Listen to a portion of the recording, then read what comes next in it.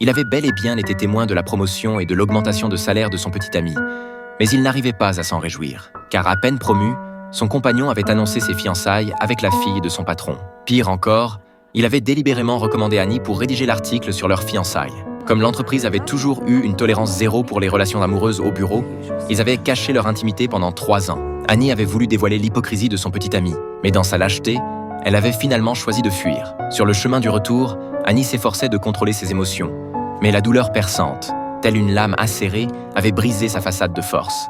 Poussée par le chagrin, elle avait ouvert le gaz comme mue par une force obscure, voulant mettre fin à sa souffrance de manière radicale. Heureusement, une sonnerie claire l'avait ramenée à la réalité.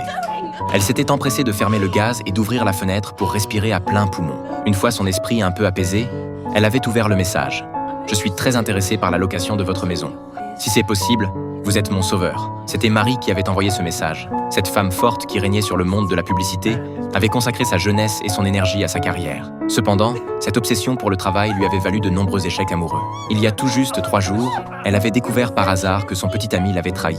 Furieuse, elle l'avait mis à la porte. Mais contre toute attente, il en avait profité pour la railler, attisant encore plus la colère de Marie. Après s'être défoulée, elle restait néanmoins meurtrie par cet échec sentimental. Elle avait donc décidé de délaisser son travail, prenant pour fuir temporairement cet endroit étouffant. Alors qu'elle cherchait sur Internet un lieu propice à sa convalescence, les photos de la maison d'Annie avaient attiré son attention. Un petit cottage de conte de fées, avec un jardin où se lever près de la cheminée en savourant un chocolat chaud. Marie avait été séduite par la description de la maisonnette. Bien que modeste comparée à sa propre demeure luxueuse, l'atmosphère paisible et harmonieuse l'avait profondément touchée. Annie avait peu à peu compris toute l'histoire. Les photos de son cottage s'étaient retrouvées sur le web à son insu et étaient partagées par les amoureux du voyage comme une destination de vacances féeriques. Face au message plein d'espoir de Marie, Annie se sentait désolée. Sa petite maison, bien que chaleureuse, n'avait même pas de chambre d'amis. C'est alors que Marie eut une idée audacieuse, échanger leurs logements respectifs. À cet instant, elle était enlisée dans les affres d'une rupture amoureuse.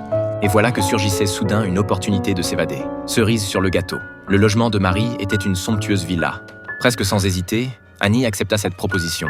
Elles étaient loin d'imaginer que ce voyage de 2 petites semaines permettrait non seulement de guérir leur cœur meurtri, mais leur réserverait aussi des rencontres amoureuses inattendues.